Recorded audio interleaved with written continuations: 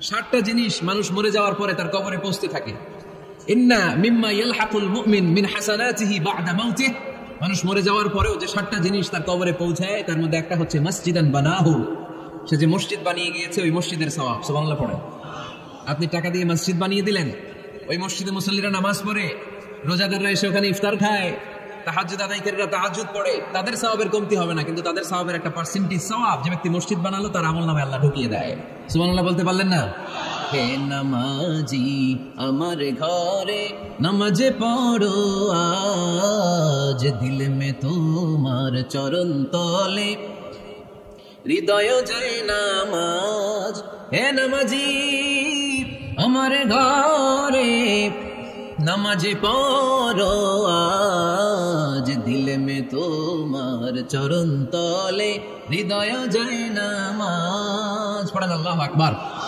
কি সুন্দর লিখেছেন কাজী নজরুল ইসলাম। কাজী নজরুল ইসলাম খুব সুন্দর করে বলেছেন, মসজিদেরই পাশে আমায় কবর দিও ভাই, ঠিক কিনা? মসজিদেরই পাশে আমায় কবর দিও ভাই, যেন গড়ে হতে মুয়াজ্জিনের আযান শুনতে পাই। আমার গুরের পাশে দিয়ে ভাই নামাজিরা যাবে, পবিত্র সেই পায়ের ধ্বনি এ বান্দা শুনতে পাবে। গোরা যাবে হতে গুনাহগার পাইবে রেহাই, মসজিদেরই পাশে আমায় কবর দিও ভাই। কত মানুষ নামাজি ভাই মসজিদাঙ্গিনাতে, আল্লাহর নামের জিকির করে লুকিয়ে গভীর রাতে। আমি তাদের সাথে ওই আল্লাহ নামে জপতে চাই, আল্লাহর নামে জপতে চাই। পড়েন সবাই, মসজিদেরই পাশে আমায় কবর দিও ভাই, যেন গড়ে হতেও মুয়াজ্জিনের আযান শুনতে পাই। চিল্লায় পড়তে হবে আমিন। কি দরদ ছিল আমাদের জাতীয় কবি কাজী নজরুল ইসলামের, মসজিদের পাশে আল্লাহ তুমি আমার কবর দিও। আল্লাহ এই দোয়াটা কবুল করে নিয়েছে, ঠিক কিনা? ওনার কবরের পাশে মসজিদ আছে না নাই? আছে। এজন্য মসজিদের সাথে সম্পর্ক জুড়ে দেওয়া এটা ইমানদারের আলামত, আর মসজিদকে ঘৃণা করা এটা মুনাফিকের আলামত। এজন্য আমরা যেন আমাদের হৃদয়টাকে মসজিদের সাথে জুড়ে দেই, মসজিদের সাথে যেন সুসম্পর্ক থাকে। মসজিদ সবার, মসজিদ নিয়ে দলাদলি নাই। দলাদলি আছে অনেক জায়গায়, হানাফি মসজিদ, আহলে হাদিস মসজিদ এরকম আমরা দেখি বা শুনি, এটা ঠিক না। হানাফি মসজিদ বলে কোনো কথা নাই, আহলে হাদিস মসজিদ বলে কোনো কথা নাই। মসজিদ সবার। ছোট্ট খাট্ট বিষয় নিয়ে মসজিদে মারামারি, একজন হাত তোলে আরেকজন তোলে না, কিলাকিলি আছে না নাই? একজন বলে জোরে আমিন আরেকজন আস্তে আমিন, মারামারি আছে না নাই? এগুলো কি মারামারি করার কোনো বিষয়? কথা বলেন। সালাতে ফরজ আছে, ওয়াজিব আছে, সুন্নাহ আছে, খেয়াল করে বুঝবেন। ফরজ যদি নষ্ট হয় সালাত ভঙ্গ হয়, you have to repeat your সালাত। ওয়াজিব নষ্ট হলে সালাত ভঙ্গ হয় না, নতুন করে পড়া লাগে না, সেজদায় সাহু দিলেই সালাত আদায় হয়ে যায়। আর সুন্নাহ নষ্ট হলে নামাজ নষ্টও হয় না, নতুন করে পড়াও লাগে না, সৌ সেজদাও লাগে না, নামাজ আদায় হয়ে যায়। সুন্নাহ নষ্ট হলে, এই যে হাত তোলা না তোলা এটা সুন্নাহ, আমিন জোরে বলা না বলা এটা কি সুন্নাহ, যেটা কোনো কারণে কেউ না করলেও তার নামাজ কবুল করে নিবে কি। আর এই সব সুন্নত লই আমাদের দেশে কিলাকিলি, মৌলভীবাজারে মাশাআল্লাহ এগুলো নাই, এখানেও আছে। এগুলোর অবসান ঘটুক, আমরা চাই কি চাই না? আর কত এই ছোটখাটো বিষয় নিয়ে আমরা এই বিভেদের প্রাচীর আর দেয়ালকে উঁচু করবো আমাদের মাঝখানে? কবে আমরা ঐক্যের সিন্ডিকেট করব? কবে? আর কবে সাদা মনের মানুষ হব? কবে? আর কত? অনেক হয়েছে, আর না, এবার থামেন। বিভেদের প্রাচীরকে ভেঙে চুরিয়ে দেন। ঐক্যের এমন সিন্ডিকেট করতে হবে যাতে কোনো অপশক্তি এই ঐক্যকে ভাঙতে না পারে, বানচাল করতে না পারে। চিল্লায় বলেন ঠিক কিনা? এজন্য মিউচুয়াল রেসপেক্টের দরকার, পারস্পরিক শ্রদ্ধাবোধ সব ক্ষেত্রে, রাজনীতিতে, সামাজিক অ্যাক্টিভিটিসে আমাদের আলেম ওলামাদের মধ্যে পারস্পরিক শ্রদ্ধাবোধের দরকার, মিউচুয়াল রেসপেক্ট। কেউ কাউরে রেসপেক্ট করে না, আমি যেটা বলছি এটাই সব, বাকি সব হারাম, এরকম বলে না অনেকে? এরকম যেন না করি। তাহলে মসজিদ সবার। মসজিদ আল্লাহর হাবিব সাল্লাল্লাহু আলাইহি ওয়াসাল্লাম খ্রিস্টানদেরকে মসজিদে ঢুকতে দিয়েছেন, আর আমরা মুসলমান ভাইয়ের জন্য মসজিদে তালা ঝুলাই দেই, আসলে নাই? আল্লাহর হাবিব সাল্লাল্লাহু আলাইহি ওয়াসাল্লাম কোথাও গেলেই প্রথমে মসজিদ বানাতেন। কি বানাতেন? মসজিদ বানাতেন। মক্কা থেকে হিজরত করে মদিনায় আসলেন, কোবায় থাকলেন কয়েক সপ্তাহ। কোবা পল্লীতে তিনি মসজিদ বানালেন, মসজিদ কোবা। ওখানে প্রতি শনিবার কেউ যদি ওযু করে ওখানে যে 2 রাকাত নামাজ পড়ে, একটা কবুল উমরার সওয়াব আল্লাহ তাআলা তার আমলনামায় দিয়ে দেয়। মসজিদে কুবা বানালেন, তারপরে মদিনায় এসে মসজিদে নববী বানালেন আল্লাহর হাবিব সাল্লাল্লাহু আলাইহি ওয়াসাল্লাম, মসজিদে নববী। এটা ছিল আল্লাহ রাসূল সাল্লাল্লাহু আলাইহি ওয়াসাল্লামের বৈশিষ্ট্য। কোথাও গেলেই তিনি মসজিদ বানাতেন, মসজিদে নববী। হায় রে, এখন তো কত সুন্দর মসজিদ আমরা দেখি, আমরা যে সালাত পড়ি। আল্লাহর হাবিব সাল্লাল্লাহু আলাইহি সাল্লামের সময় মসজিদে নববী কি এরকম ছিল? কথা বলেন। ফ্লোর ছিল বালুর ফ্লোর। কিসের ফ্লোর? আমাদের মসজিদের ফ্লোর কিসের? টাইলস। আর আল্লাহ রাসূল সাল্লাল্লাহু আলাইহি ওয়াসাল্লামের মসজিদে নববীর ফ্লোর কিসের? কথা বলে না। তো আওয়াজ করে উত্তর দেন না কেন? কষ্ট হচ্ছে? দুপুরে খাইছেন না সবাই? কেন খান নাই কেন? রোজা রাখছিলেন? হ্যাঁ, ফজর বাদে আইছি। আচ্ছা ঠিক আছে, ঠিক আছে। আচ্ছা আচ্ছা, সাউন্ড নাই, কথা শোনা যায় না? তো এটা শুনলা কেমনে? জিজ্ঞেস করলাম কথা শোনা যায় না, কয় না। তো এটা শুনলা কি করে? মানে অল্প শোনা যায়, তাই তো? একটু পরে আমার বিদায় ঘন্টা বাজবে, আমি চলে যাবো। তোমরা ডিস্টার্ব করতে করতে আমার সময় শেষ। তোমরা ডিস্টার্ব করলে তোমাদের লস। আমি আমার টাইমের 1 মিনিট বেশি যেতে পারবো না, কারণ এখানে আসরের সালাতের আজান শুরু হয়ে যাবে, এরপরে কোনো কথা নেই। আর বক্তব্য লম্বা করা এটা বিদআত। বিদআতকে আমি সুন্নাতের মধ্যে আনতে চাচ্ছি। একটা সময়ে একেবারে কমায় নিয়ে আসবো। এত প্রোগ্রাম আমি করতে চাই না। আমি ঘোষণা দিয়েছি আগামী বছরে সারা বাংলাদেশে আমার প্রোগ্রাম হবে 50টা। কয়টা? 50টা। এরপরের বছর 30টা, এরপরের বছর 20টা। বিভাগীয় প্রোগ্রাম করলেই চলবে আমার। এক এক বিভাগে যে 2 দিন 3 দিন ক্লাস। এত দরকার নেই, এত লম্বা চূড়ার বক্তব্যের দরকার নেই। আধা ঘন্টা চুপ করে শুনেন, কয়েকটা মেসেজ ড্রপ করি, take it with you to your home, then practise and apply in the society. নিয়ে যান, আমল করেন, সমাজে কাজে লাগান। সমাজটা আলোকিত করে দিবে কে? খুতাবুকুম তাবিলা সালাওয়াতুকুম কাসীরা। আল্লাহর হাবিব সাল্লাল্লাহু আলাইহি ওয়াসাল্লাম বললেন, কিয়ামতের একটা আলামত, কিয়ামতের আগে তোমাদের বক্তব্য হয়ে যাবে লম্বা, সালাত হয়ে যাবে খাটো। সালাতের পরে তাসবিহ পড়তে চায় না লোকজন, ব্যস্ত, মহা ব্যস্ত, সুপার বিজি। কোত্থেকে আসলে এই ব্যস্ততা? আপনি রবের সাথে মুনাজাত, না যাই ইউনাজি মুনাজাত, আপনার রবের সাথে একাকী নীরবে কথা বলতে মনে চায় না আপনার? এত তাড়াহুড়ো কিসে? ধীর স্থির হন, একটু স্থির হন, একটু মনোদৈহিক প্রশান্তি অর্জনের চেষ্টা করুন। সব সময় ব্যস্ত, ধাক্কাধাক্কি, উচ্ছৃঙ্খলা, এগুলো আমাদেরকে শেষ করে দিয়েছে। এই জন্য লম্বা চূড়া বক্তব্য ঠিক না। বক্তব্য শুনতে আমাদের ভালো লাগে, আমল করতে ভালো লাগে না। বক্তব্যটা শেষেই সিগারেট ধরায়, আছে না নাই? মাহফিল শেষেই বেরি ধরায়, কয় চমৎকার ওয়াজ করছে হুজুরে। ওয়াজটা সেরকম হয়েছে, অনেক কণ্ঠ সুন্দর হুজুরের। এতদিন ইউটিউবে দেখছি, আজকে সরাসরি দেখাইছি, আছে না নাই? তো কি লাভ হয়েছে? লাভটা হয়েছে কি? এই যে মাহফিল শেষে বিড়িটা ধরাইলেন আর গেলেন, কোনো লাভ হয় নাই। এগুলো থেকে বেরিয়ে আসতে হবে। বছরের পর বছর আমাদেরকে শেখানো হয়েছে একভাবে। কেউ এই পরিবর্তনের আওয়াজ তোলে নাই। আওয়াজ আপনাকে তুলতে হবে। আওয়াজ তোলার জন্য এত মানুষ লাগে না, আপনি একাই যথেষ্ট। আপনি দাঁড়ান না সামনে, দেখবেন আপনার সামনে কেউ টিকে থাকতে পারবে না, ঠিক কিনা? কিন্তু আপনার শক্ত সিদ্ধান্ত লাগবে, পরিবর্তনের জন্য শক্ত মানসিকতা লাগবে, যে আমি পরিবর্তন করতে চাই। We have to change. যুগ জামানা পাল্টে দিতে চাই না অনেকজন। এক মানুষই আনতে পারে জাতির জাগরণ। এক মানুষই বিপদকালে বাঁচায় কাফেলায়, ক্ষুদ্র ডিঙ্গি বাঁচায় জাহাজ অসীম দরিয়ায়। এজন্য আপনার শক্ত সিদ্ধান্ত পারে আপনার মৌলভীবাজারটাকে দেশের শ্রেষ্ঠ জেলা, শ্রেষ্ঠ থানা হিসেবে আল্লাহর কাছে কবুল করতে, ঠিক কিনা? এই জন্য লম্বা চূড়া আলোচনা ঠিক না। ছোটখাটো অল্প কয়েকটা মেসেজ নিয়ে যেতে পারলেই that's enough. One of the minor signs before the day of judgment, your Islamic lectures will be very longer and your salah 5 times a day will be shorter. কিয়ামতের আগে বক্তব্য লম্বা, নামাজ খাটো, তাসবিহ পড়ে না, ব্যস্ত, মহাব্যস্ত। এই মহাব্যস্ততা ছাড়েন, কোরআন সুন্নাহর দিকে ফিরে আসেন। বরকত দিবে কে? বিশ্বনবীর মসজিদে নববীর ফ্লোর বালুর ফ্লোর ছিল, আমাদের ফ্লোর টাইলস। আল্লাহর হাবিব সাল্লাল্লাহু আলাইহি ওয়াসাল্লামের মসজিদে বালি নিচে, এই বালিতে নামাজ পড়তেন। বৃষ্টি হলে কাদামাটি হয়ে যেত, কাদামাটিতেই সেজদা করতেন। সেজদা করলে কাদার মাটি আল্লাহর হাবিব সাল্লাল্লাহু আলাইহি ওয়াসাল্লামের নাকে আর কপালে লেগে যেত। তিনি সালাম ফিরিয়ে সাহাবাদের দিকে মুখ ফিরিয়ে বসলে দেখতেন প্রতিটা সাহাবীর নাকে আর কপালে কাদার মাটি মিশে আছে। তার মানে প্রিয় নবী সাল্লাল্লাহু আলাইহি ওয়াসাল্লামের মসজিদে নববী ছিল কাঁচা, কিন্তু মুসল্লি ছিল পাকা। আমাদের মসজিদগুলো হয়েছে পাকা, কিন্তু মুসল্লি কাঁচা, ঠিক কিনা?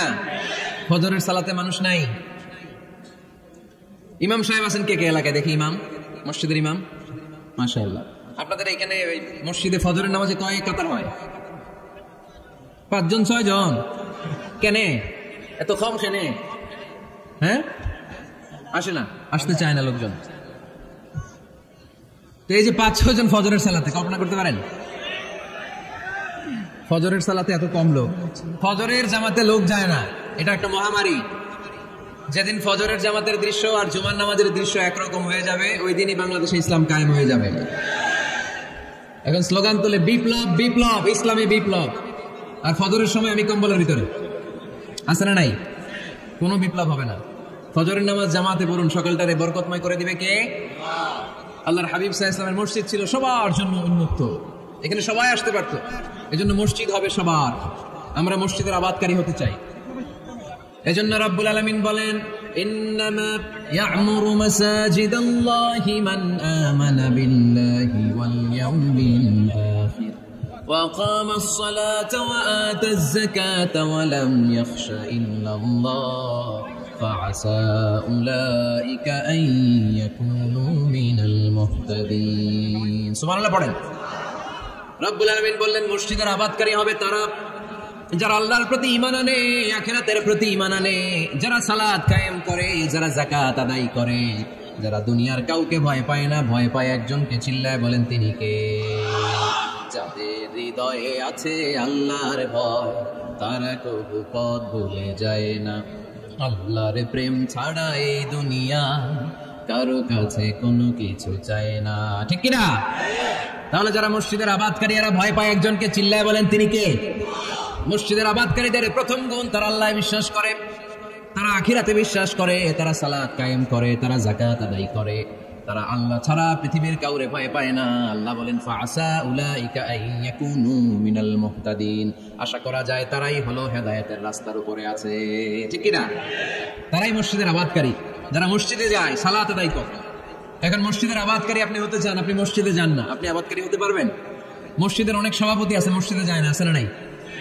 মৌলভীবাজারে এই সমস্যা বোধহয় নাই। মসজিদের সেক্রেটারি মসজিদে যায় না, আছে না নাই? তাহলে হইলো, এটা হইলো, এটা মেনে নেওয়া যায়? এই জন্য সভাপতি সাহেব, আপনি কষ্ট করে মসজিদ বানিয়েছেন, মসজিদে যাবেন। সভাপতি সাহেব, আপনি মসজিদে যাবেন। সেক্রেটারি সাহেব, আপনি মসজিদে যাবেন। তাহলে আপনি সঠিক মসজিদের আবাদকারী হবেন। ঠিক কিনা? আমরা মসজিদের আবাদকারী হতে চাই ইনশাআল্লাহ। পড়েন উমরানুল মাসাজিদ। মসজিদের আবাদ কি করে করতে হয়? মসজিদ আবাদ করার এক নম্বর মাধ্যম হচ্ছে মসজিদ নির্মাণ করা। কি করা? নির্মাণ করা। খেয়াল করবেন, আল্লাহর হাবিব সাল্লাল্লাহু আলাইহি ওয়াসাল্লাম বলেছেন, মান বানা মসজিদান মিন মালিহি ফিদ দুনিয়া বানাল্লাহু লাহু বাইতান ফিল জান্নাহ। যে ব্যক্তি নিজের পকেটের টাকা খরচ করে দুনিয়াতে মসজিদ বানায়, আল্লাহ তাআলা তার জন্য জান্নাতে ঘর বানায়। 60টা জিনিস মানুষ মরে যাওয়ার পরে তার কবরে পৌঁছতে থাকে। ইন্না মিম্মা ইয়ালহাকুল মুমিন মিন হাসানাতিহি বা'দা মাউতিহি।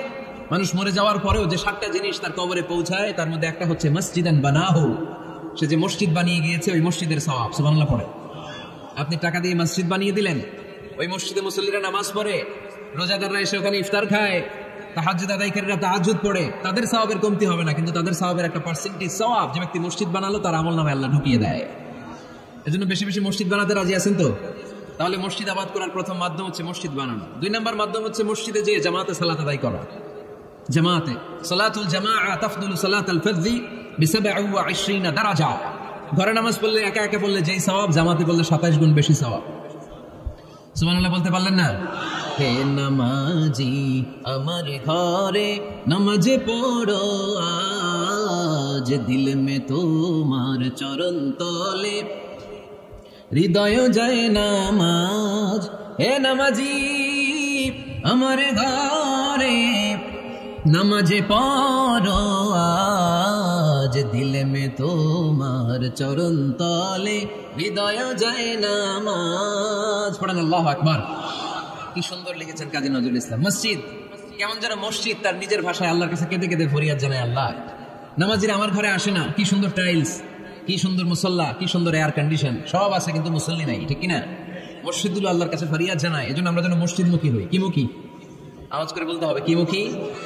মসজিদমুখী। তাহলে মসজিদ আবাদের 1 নম্বর পদ্ধতি মসজিদ বানানো। 2 নম্বর মসজিদে বেশি বেশি দিয়ে জামাতে সালাত আদায় করা। 3 নম্বরে মসজিদের সাথে সম্পর্ক জুড়ে দেওয়া, হৃদয়টা যেন সবসময় মসজিদের সাথে লেগে থাকে।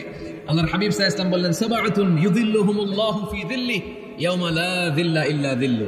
7 শ্রেণীর ব্যক্তিকে আল্লাহ তাআলা কিয়ামতের দিন আরশের নিচে ছায়া দিবে, যেদিন আল্লাহর আরশের ছায়া ছাড়া কোনো ছায়া পৃথিবীতে থাকবে না। সেই দিনটা কি এই দিনের মতো? কিয়ামতের দিনটা আজকের এই দিনের মতো হবে? 50,000 বছর হবে। এটা লেন্থ, এটা ডিউরেশন। কাআন সাফসাফা লা তারা ফিহা ইওয়াজা ওয়ালা আমতা। লেভেল প্লেইং ফিল্ড, তামার জমিন। একটু কল্পনা করেন তো ওই দিনটা কত ভয়ঙ্কর। বাবা ছেলেরে চিনবে না ওই দিন, ছেলে বাবারে চিনবে না, স্ত্রী স্বামীকে চিনবে না, স্বামী স্ত্রীকে চিনবে না, পীর সাহেব মুরিদ চিনবে না, মুরিদ পীর সাহেবকে চিনবে না, নেতা কর্মীকে চিনবে না, কর্মী নেতাকে চিনবে না।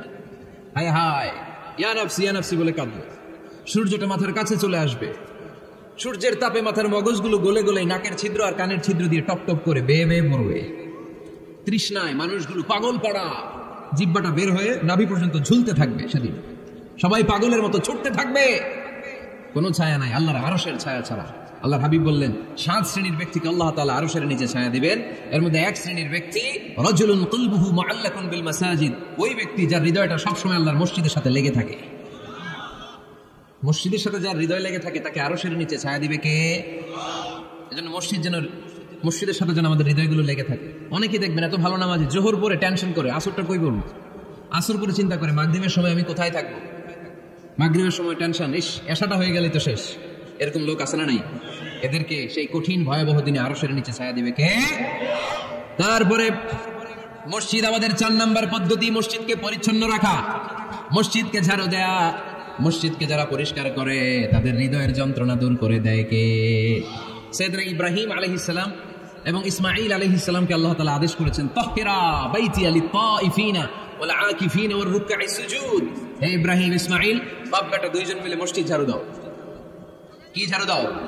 মসজিদেরি ঝাড়ু বারদার ও কামারে হাত শোনো আমারে মুনাজাত। পড়েন, শোনো শোনো ইয়া ইলাহি আমারে মুনাজাত, শোনো আমারে মুনাজাত। পড়েন আমিন। মসজিদ ঝাড়ু দেওয়া মসজিদ আমাদের অন্তর্ভুক্ত। আপনারা কেউ কোনোদিন মসজিদ ঝাড়ু দিয়েছেন দেখি? কে কে দিয়েছেন দেখি? সবাই সবাই মসজিদের খাদেম? মাশাআল্লাহ, আমিও দিছি মসজিদ ঝাড়ু, অনেক দিছি। মাশাআল্লাহ, আল্লাহ তুমি কবুল করো। যাদের হৃদয়ে বড় জ্বালা, ফ্যামিলিতে সুখ নাই, শান্তি নাই, তারা হৃদয়ে প্রশান্তি আনতে চাইলে এতিমখানায় যাবেন, এতিমের মাথায় হাত বুলিয়ে দিবেন, এতিমের মুখে খাবার তুলে দিবেন, আপনার হৃদয়টারে নরম করে দিবে কে? আল্লাহর ঘর মসজিদে যাবেন, নিজ হাতে মসজিদটারে একটু পরিষ্কার করে দিবেন, আপনার জীবনটারে উজালা করে দিবে কে? তাহলে এগুলো করার মাধ্যমে আমরা মসজিদের আবাদ করতে চাই। আমরা মসজিদের আবাদকারী হতে চাই কি চাই না? আল্লাহর ঘর মসজিদ আবাদ করার মতো শ্রেষ্ঠ কাজ পৃথিবীতে হতে পারে না। এই মসজিদের কিছু আদব আছে, আল্লাহ রাসূল সাল্লাল্লাহু আলাইহি ওয়াসাল্লাম বলেছেন এই আদবগুলো মেনটেন করে যেন আল্লাহর ঘর মসজিদের সাথে আমরা ব্যবহার করি। মসজিদের 1 নম্বর আদব হচ্ছে মসজিদে ওযুর সাথে প্রবেশ করা। কিসের সাথে? ওযু করে পরিচ্ছন্ন হয়ে মসজিদে প্রবেশ করা। এজন্য অপবিত্র অবস্থায়, গোসল ফরজ, এরকম অবস্থায় মসজিদে ঢোকা যাবে? কথা বলেন, ঢোকা যায়? যেই নারীদের মাসিক চলতেছে, মেনস্ট্রুয়েশনাল পিরিয়ড চলতেছে, ওই নারীদের পক্ষে মসজিদে ঢোকা জায়েজ আছে? নাই। তাহলে এটা হলো 1 নম্বর আদব। মসজিদে ঢোকার সময় কি করে ঢুকবো? ওযু করে। আওয়াজ করে বলেন, কি করে ঢুকবো? ওযু করে। 2 নম্বর আদব হচ্ছে মসজিদে যাওয়ার সময় সবচেয়ে ভালো জামাটা পরে যাবো, সবচেয়ে ভালো পাঞ্জাবিটা পরে যাবো। জানতো আপনারা? না সবচেয়ে সিরাটা পরে যান? হ্যাঁ, অনেকের নামাজের জন্য একটা পুরান জামা আছে, সিরা পাড়া, এদিকে হাত উঠালিয়ে দেখতে দেখা যায়, আছে না নাই? সবচেয়ে সিরা পাড়াটা রাখে নামাজের জন্য, কপাল পড়া। আর সুন্নতে খাতনার অনুষ্ঠানে গেলে মাশাআল্লাহ লেহেঙ্গা গায়ে দেওয়া যায়, আছে না নাই? না, আপনি ইবাদতের জন্য সবচেয়ে সুন্দর জামাটা রাখবেন। এজন্য রাব্বুল আলামিন বলেন, ইয়া বানি আদম খুযু যিনাতাকুম ইনদা কুল্লি মসজিদ। ও বনি আদম, তুমি যখন আল্লাহর ঘর মসজিদে ঢুকবা, ও বনি আদম, তুমি যখন নামাজের মুসল্লায় দাঁড়াবা, তোমার সবচাইতে দামি, সবচাইতে সুন্দর জামাটা গায়ে দিয়ে তুমি নামাজে দাঁড়াও। ঠিক কি না? তাহলে এখন মসজিদে যাওয়ার সময় কি গায়ে দিয়ে যাবেন বলেন? খিতা করবেন? হ্যাঁ, মাশাআল্লাহ, হ্যাঁ, সবচেয়ে ভালো কাপড়টা আয়রন করে পারফিউম মেখে তারপরে আমরা যাব। রাজি আছেন তো? 3 নম্বর আদব হচ্ছে মসজিদে ঢোকার সময় বাম পা দিয়ে ঢুকতে হয়। কোন পা? আরো জোরে। এদেরকে গুতা মারা লাগে, নাহলে আওয়াজ বাড়ে না। এরকম ভলিউম টাইট করতে হয়, ভলিউম হাই করলে এরপরে বাড়ে। এমনি বলতে চায় না। ঘটনা কি? হ্যাঁ, খায় নাই। বদরের যুদ্ধ হয়েছিল রমাদানে, কোন সাহাবী খায় নাই, না খাইয়া একেবারে সাইজ করে দিয়েছে কাফেরদেরকে। আমরা না খেলেও আমাদের হৃদয় ইমানি শক্তি আছে না নেই? এই তো বোঝা যাচ্ছে ইমানি শক্তি আছে। এতক্ষণ আসলে কই? তা মসজিদে ঢোকার সময় কোন পা দিয়ে? এগুলো মনে থাকে আমাদের, ভুলে যাই আমরা, খেয়াল থাকে না তো এগুলা। এত কিছু মনের মধ্যে রাখলে এগুলো মনে থাকবে কেমনে? মসজিদে ঢোকার সময় কোন পা? আরো জোরে। বেরোয়ার সময় কোন পা? মনে থাকবে। মসজিদে যখন ঢুকবেন ডান পা দিয়ে ঢুকবেন আর দোয়া পড়বেন আউযু বিল্লাহিল আযীম ওয়া বিওয়াজহিল কারীম ওয়া সুলতানিহিল কদীম মিনাশ শাইতানির রাজীম।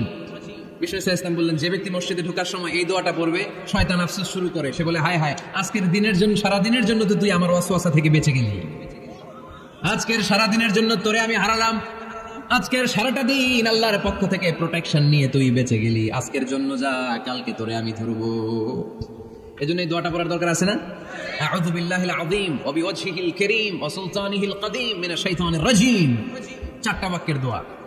মুখস্থ করতে কষ্ট হলে যে ইউটিউবে চলে যাবে আজকেই, ওখান থেকে শুনে আপনারা মুখস্থ করে নেবেন, এই দোয়াটা পড়বেন, তাহলে ওই দিনের জন্য শয়তানের ওয়াসওয়াসা, টেম্পটেশন, প্রভোকেশন থেকে আপনি আল্লাহ তাআলার প্রোটেকশনে চলে গেলেন। সুবহানাল্লাহ পড়েন।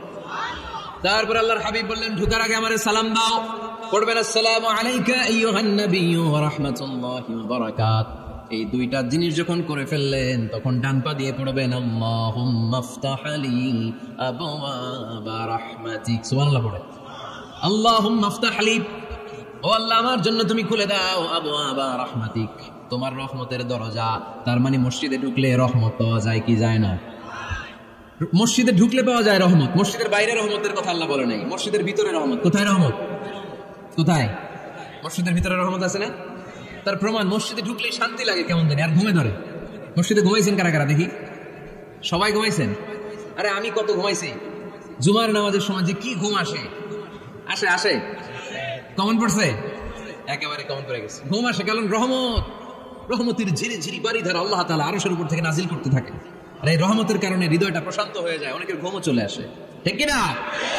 এজন্য আল্লাহুম্মা আফতাহ লি আবওয়াবা রাহমাতিক, ও আল্লাহ তোমার রহমতের দরজাগুলো আমার জন্য খুলে দাও। এই দোয়া পড়লে রহমতের দরজা খুলে দেয় কে? আবার মসজিদ থেকে যখন বের হবেন তখন কোন পা দিয়ে? জোরে বলেন। বাম পা দিয়ে কি পড়বেন? আল্লাহুম্মা ইন্নী আসআলুকা মিন ফাদলিক, ও আল্লাহ তোমার কাছে আমি তোমার পক্ষ থেকে ফদল চাই, মানে রিজিক চাই, রিজিক দেওয়ার মালিককে। তার মানে খুব সোজা সাপটা কথা হচ্ছে, মসজিদের ভিতরে পাওয়া যায় রহমত, আর বাইরে পাওয়া যায় ফদল বা রিজিক। বাইরে পাওয়া যায় কি? রিজিক। মসজিদের ভিতরে রিজিক আছে, তার মানে সারাদিন মসজিদে বসে থাকলে রিজিক মিলবে? নামাজের সময় নামাজ পড়তে হবে, কাজের সময় কাজ করতে হবে, এটাই হচ্ছে ইসলামের বিধান। নামাজের সময় নামাজ, কাজের সময়। আমি প্রশ্ন করবো, আওয়াজ করে উত্তর দেন। নামাজের সময়, কাজের সময়, নামাজের সময়, কাজের সময়, এটা মনে থাকবে। এজন্য আল্লাহ বলেন, ফাইদা কুদিয়াতিস সালাতু ফান্তাশিরু ফিল আরদি ওয়াবতাগু মিন ফাদলিল্লাহ, যখন তোমাদের সালাত শেষ হয়ে যায়, আল্লাহর রিজিক অন্বেষণের জন্য আল্লাহর জমিনে তোমরা ছড়িয়ে যাও। নামাজের সময় আসবেন, নামাজ শেষ বের হয়ে যান, ফান্তাশিরু ফিল আরদ, জমিনে ছড়িয়ে পড়ো। নামাজ শেষ, চেয়ারম্যান সাহেব চলে যাবে ইউনিয়ন পরিষদের ভেতরে, ছাত্ররা চলে যাবে হাই স্কুলে, মেম্বার অফ দ্য পার্লামেন্ট চলে যাবে সংসদে, সেনাবাহিনীর লোকেরা চলে যাবে ক্যান্টনমেন্টে, ব্যবসায়ীরা চলে যাবে তাদের বাজারে, সিএনজি ওয়ালারা সিএনজি নিয়ে ব্যবসা শুরু করবে, রাস্তায় নেমে যাবে, চিল্লায় বলেন ঠিক কিনা? এটাই ইসলামের বিধান। নামাজের সময় নামাজ, কাজের সময়। আচ্ছা, তাহলে প্রথম সুন্নাত পেলাম, পবিত্র হয়ে ঢুকবো, ভালো জামা পরে ঢুকবো, 2 নাম্বার। 3 নাম্বার, ঢোকার সময় কোন পা? বের হওয়ার সময়। 4 নাম্বার, মসজিদে ঢুকেই 2 রাকাত। মসজিদে ঢুকে কয় রাকাত পড়েন আপনারা?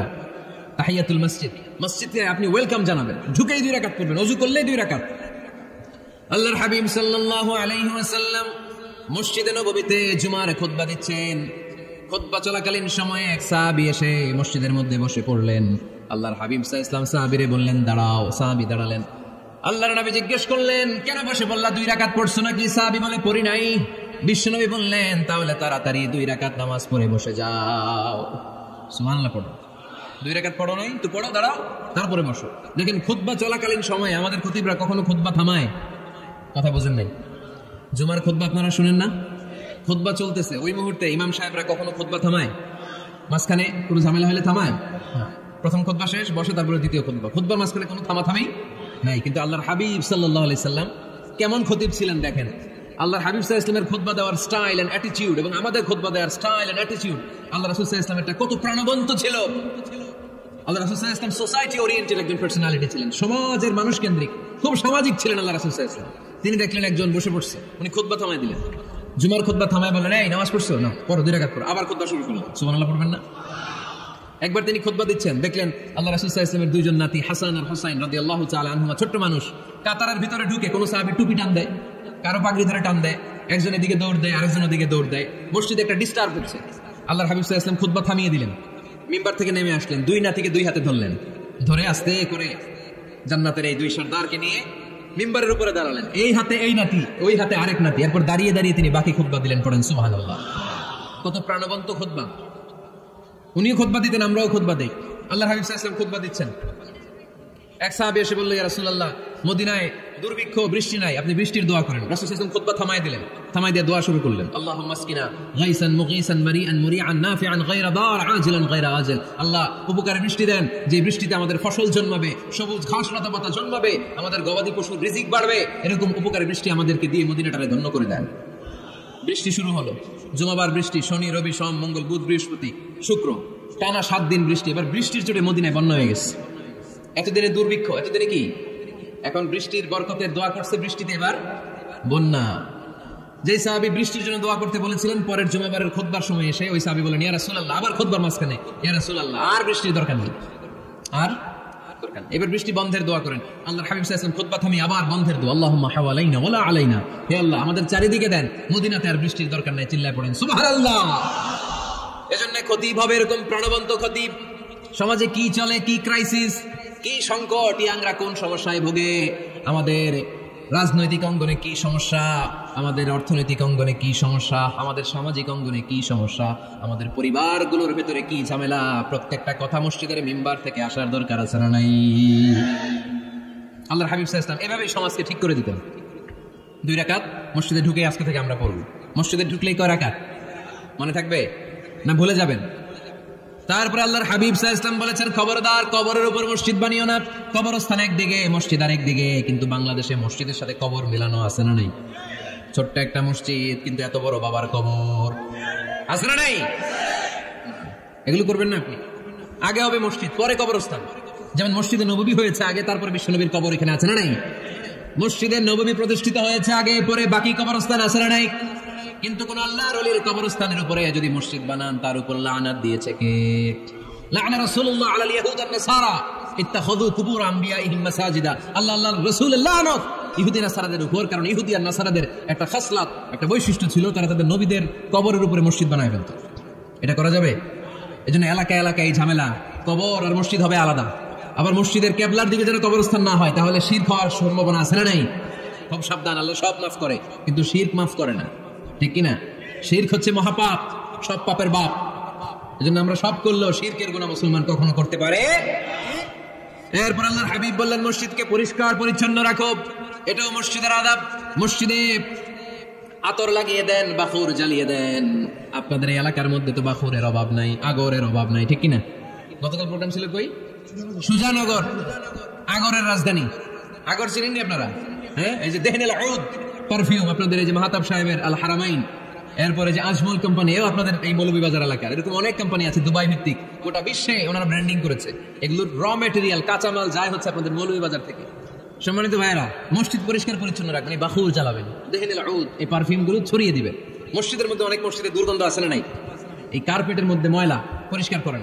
আল্লাহর হাবিব সাল্লাল্লাহু আলাইহি ওয়াসাল্লাম বলেছেন, খবরদার। আম্মা জান আয়েশা বর্ণনা করেন, আমার রাসূলুল্লাহ সাল্লাল্লাহু আলাইহি ওয়াসাল্লাম বিবিনাইল মসজিদ ফি দুয়ার ওয়া আন তুতায়্যাবা ওয়া তুনাযযাফ। আমরা যেন এলাকা এলাকায় মসজিদ বানাই, মসজিদগুলোকে যেন পারফিউম দিয়ে, আতর দিয়ে সুগন্ধময় করে দেয়, বিশ্বনবী আদেশ করেছেন। সুবহানাল্লাহ পড়েন। এজন্য কোনো অপরিচ্ছন্ন মসজিদ থাকতে পারবে না। মসজিদের পাশ দিয়ে গেলে আতরের ধানে আমুদ হয়ে লোকজন যেন বুঝতে পারে এটা আল্লাহর ঘর, মসজিদ। চিল্লায় বলেন ঠিক কিনা? এরপর আল্লাহর হাবিব সাল্লাল্লাহু আলাইহি ওয়াসাল্লাম বলেছেন, মসজিদের আরেকটা আদব হলো মসজিদকে অতিমাত্রায় ডিজাইন না করা। বেশি ডিজাইন করা যাবে না।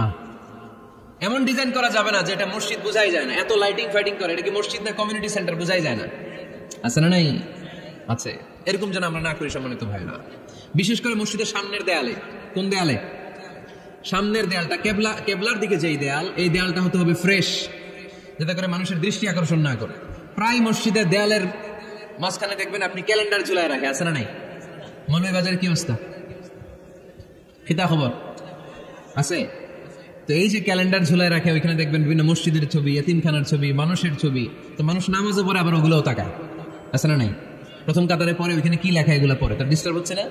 এই মুসল্লির দৃষ্টি যাতে অন্যদিকে না যায় এটা খেয়াল রাখতে হবে। যদি পারা যায় মসজিদের সামনে কোনো ঘড়ি টড়ি চলবে না, ঘড়ি মসজিদের পেছনের দেয়াল, সময়সূচি পেছনের দেয়ালে, সব পেছনে। সময় কয়টা বাজে এটা ইমাম দেখলে চলবে, ইমাম এভাবে দেখে নিবে, আপনারাও দেখে নিবে। কিন্তু সামনের দেয়ালটা যত সিম্পল করা যায়। আল্লাহর হাবিব সাল্লাল্লাহু আলাইহি ওয়াসাল্লাম নামাজ পড়া অবস্থায় সামনে এমন কিছু রাখতেন না যেটার দ্বারা আল্লাহর হাবিব সাল্লাল্লাহু আলাইহি ওয়াসাল্লামের সালাতে মনোযোগ অন্যদিকে চলে যায়। আমরা যখন সালাত পড়ি যদি অন্যদিকে তাকাই, ফেরেশতার মাধ্যমে আল্লাহ একটা ডাক দেয়, বলে আকবিল, এই বান্দা ফিরে আয়, তোর নজর থাকা দরকার সিজদার জায়গায়, ফিরে আয়। আপনি আবার যখন অন্যদিকে তাকান আল্লাহ বলে ফিরে আয়, সিজদার দিকে তাকা। আপনি আবার যখন ঘড়ির দিকে তাকান আল্লাহ বলে আকবিল, ফিরে আয়, সিজদার দিকে তাকা। আপনি যখন আবার অন্যদিকে তাকান তখন আল্লাহ বলে লা হাজাতা লি ইলা সালাতি, তোর এই নামাজের দরকার আমার নাই। নাউজুবিল্লাহ পড়বেন না? তোর এই নামাজের দরকার আমার নাই। ওযু করে কষ্ট করে যাকে খুশি করার জন্য আপনি সালাতে দাঁড়ালেন, উনি যদি বলে এই নামাজের দরকার নেই, তা কার জন্য নামাজ পড়লেন আপনি? কথা কি বুঝতে পেরেছেন? এই জন্য এলাকার গণ্যমান্য ব্যক্তিবর্গ আছে, আমাদের চেয়ারম্যান সাহেব আছে, আর অন্যান্য বিজনেস ম্যাগনেটরা আছে, আপনারা মসজিদ যখন নির্মাণ করবেন সামনের দেয়ালটা যত সাদামাটা হতে পারে ততই ভালো। এমনকি জায়নামাজের মধ্যে এখন কাবা ঘরের ছবি আছে না? নাই? আছে না? কি মুসলমান আমরা, নিজের কাবারে নিজে লাথি মারি নামাজের আগে, মনের অজান্তে নিজের কাবাকে নিজে লাথি মারছি। এরকম জায়নামাজ ব্যবহার করা নিষেধ। চিল্লায় বলেন ঠিক কিনা? সাদা ফ্রেশ জায়নামাজ বাজারজাত করেন, আপনাদের সিদ্ধান্তই ওনাদের ব্যবসা বয়কট হয়ে যাবে। আপনারা যদি এখন থেকে মসজিদের মিনারা আর কাবা ঘরের যে প্রতিকৃতি বা ছবি, এরকম ছবি সম্বলিত জায়নামাজ কিনা বন্ধ করে দেন, এদের মার্কেট থাকবে? কথা বলেন। কালকে থেকে আমরা জায়নামাজ কেনার সময় ফ্রেশ জায়নামাজ কিনবো। কোনো মসজিদ, কোনো মিনার, আমাদের কাবা ঘরের ছবি সম্বলিত কোনো জায়নামাজ কিনা যাবে? আওয়াজ করে বলেন যাবে? যাবে না। এগুলো হচ্ছে মসজিদের আদাব, এগুলো রক্ষা করে মসজিদে ঢোকার দরকার আছে না নাই? পৃথিবীতে 3টা মসজিদ সবচাইতে শ্রেষ্ঠ মসজিদ। কয়টা? আওয়াজ করে বলেন না। 1 নাম্বার মসজিদুল হারাম, ফাওয়াল্লু উজুহাকুম শাতরা, যেখানেই তোমরা নামাজ পড়ো না কেন মসজিদের হারামের দিকে হয়ে নামাজ পড়ো। কিবলা কোন দিকে আজকে? এদিকে, এইদিকে কিবলা। আমি যদি এদিকে হয়ে পড়ি নামাজ হবে না? হবে না কেন? কারণ কিবলামুখী হয়ে নামাজ পড়া ফরজ। চিল্লায় বলেন ঠিক কিনা? মসজিদুল হারাম পৃথিবীর প্রথম মসজিদ। ওখানে একটা ঘর আছে, ঘরটার নাম হলো কাবা। ইন্না আউওয়ালা বাইতিন উদিআ লিন-নাসি লাল্লাযী বিবাক্কাতা মুবারাকা। এই পৃথিবীর প্রথম ঘর, যেই ঘরটা স্থাপিত হয়েছে বাক্কা শহরে। বাক্কা মক্কার আগের নাম, এখন শহরের নাম মক্কা। আগে নাম ছিল কি? সবাই বলেন কি নাম ছিল? বাক্কা। এটা পৃথিবীর আদি ঘর, সব নবীদের পরশধন্য পদধূলিতে এই জায়গাটা বরকতময় হয়েছে। এটা এমন ঘর যে ঘরের চারদিকে 1 রাকাত নামাজ পড়লে 1 লক্ষ রাকাতের সওয়াব পাওয়া যায়। হজ উমরা করেছেন কে কে দেখি? হজ উমরা করেছেন আপনারা না? মাশাআল্লাহ। আমরা যারা করতে পারি নাই আল্লাহ তাদেরকে তৌফিক দাও। আমরা যেন এই কাবা ঘরে যে প্রাণ ভরে সালাত আদায় করতে পারি, আল্লাহ তৌফিক দান করুন। আমরা যেন মসজিদে নববীতে যে প্রাণ ভরে সালাত পড়তে পারি, তৌফিক দান করুন। আল্লাহর হাবিব সাল্লাল্লাহু আলাইহি ওয়াসাল্লামের কবরের সামনে দাঁড়িয়ে যেন আমরা প্রাণ খুলে মন প্রাণ উজাড় করে বিশ্বনবী সাল্লাল্লাহু আলাইহি ওয়াসাল্লামকে সালাম দিতে পারি, আল্লাহ তৌফিক দান করো। এই কাবা ঘরকে কেন্দ্র করে প্রতিদিন 100টা রহমত নাজিল হয়। আওয়াজ করে বলেন কয়টা? আল্লাহর হাবিব বললেন প্রতিদিন প্রতিনিয়ত 100টা রহমত নাজিল হতেই থাকে। 60টা রহমত তাদের উপর নাজিল হয় যারা কাবা ঘরের চারদিকে তাওয়াফ করে। 40 লিল মুসাল্লিন, বাকি 40টা নাজিল হয় যারা কাবা ঘরের পাশে নামাজ পড়ে। 20 লিন নাযিরিনা ইলাল কাবা, বাকি 20টা রহমত প্রতিনিয়ত নাজিল হয় যারা তাওয়াফ করে না, সালাত আদায় করে না, শুধু কাবার গিলাফের দিকে তাকিয়ে থাকে। কাবার দিকে তাকায় থাকলেই সওয়াব। সুবহানাল্লাহ পড়েন। 1 রাকাতে কয় লক্ষ রাকাতের সওয়াব। এজন্য আল্লাহর হাবিব সাল্লাল্লাহু আলাইহি ওয়াসাল্লাম বলেছেন লা তুশাদ্দুর রিহাল ইল্লা ইলা সালাসাতি মাসাজিদা। স্পেশাল ভার্চু এন্ড রিওয়ার্ড, বিশেষ সওয়াবের নিয়তে পৃথিবীর এই 3টা জায়গা ছাড়া কোথাও নিয়ত করে ভ্রমণ করা জায়েজ নাই। 1 হচ্ছে মসজিদুল হারাম, 2 হচ্ছে মসজিদ নববী, 3 হচ্ছে মসজিদুল আকসা। এই 3টা মসজিদ ছাড়া পৃথিবীর কোনো মসজিদে নিয়ত করে সফর করা যাবে না। বিশেষ নিয়তে সফর করা যাবে না, যে আমি যদি এই মৌলভীবাজারের জামে মসজিদে যাই বেশি সওয়াব পাওয়া যাবে, এই নিয়তে সফর করা যাবে না। বেশি সওয়াব শুধু এই 3 মসজিদে। মসজিদুল হারামে 1 রাকাতে কত রাকাতের সওয়াব? কথা কয় না, বুঝে নাই বোধহয়, কয় লক্ষ। আর মসজিদে নববীতে 1 রাকাতে 1000 রাকাতের সওয়াব। আরেক বর্ণনা আছে 50,000, বর্ণনাটা দুর্বল। সহিহ বর্ণনা এসেছে 1 রাকাতে 1000 রাকাতের সওয়াব। মসজিদুল আকসায় সালাত পড়লে 1 রাকাতে, এক বর্ণনা এসেছে 250 রাকাতের সওয়াব, আরেক বর্ণনা এসেছে 500 রাকাতের সওয়াব। এই 3টা মসজিদ ছাড়া যে নামাজ পড়লে বেশি সওয়াব হবে, এই নিয়তে সফর করা যাবে? চিল্লায় বলেন যাবে। তবে মসজিদটা দর্শন করার জন্য যেতে পারবে। মসজিদটা দেখতে কেমন, এটার ক্যালিওগ্রাফিক্যাল ডিজাইন কেমন, এটার আর্কিটেকচারাল ডিজাইন কেমন, এটার দৃষ্টিনন্দন সৌন্দর্য কেমন, মসজিদটা দেখতে কেমন, দেখতে যেতে পারবেন। কিন্তু বিশেষ সওয়াব রিওয়ার্ড এই 3টা মসজিদ ছাড়া অন্য কোনো মসজিদের জন্য হবে না। এই মসজিদ হচ্ছে আমাদের সামাজিক ঐক্যের কেন্দ্রবিন্দু। এটা হচ্ছে আমাদের কমিউনিটি সেন্টার। আমরা শুধু নামাজের জন্য মসজিদকে ইউজ করি, এছাড়া আরো অনেক ইউসেজ আছে মসজিদের। খেয়াল রাখবেন, আমাদের মুসলমানদের মসজিদ হিন্দুদের মন্দিরের মতো নয়। এই নতুন বছরটা আমরা যেন বেশি বেশি আল্লাহর শুকরিয়া দিয়ে নতুন বছরটাকে সমৃদ্ধ করতে পারি, বেশি বেশি যেন আল্লাহর ইবাদত করতে পারি। নতুন বছরে আমরা শপথ নেই, আমরা যেন অন্তরে হিংসা লালন না করি, বিদ্বেষ লালন না করি, আমরা নিজেরা নিজেরা যেন কাদা ছোড়াছড়ি না করি, আমরা যেন মিলেমিশে একসাথে একাকার হয়ে যাই। আল্লাহ তুমি কবুল করো, আমরা পড়ি আমিন।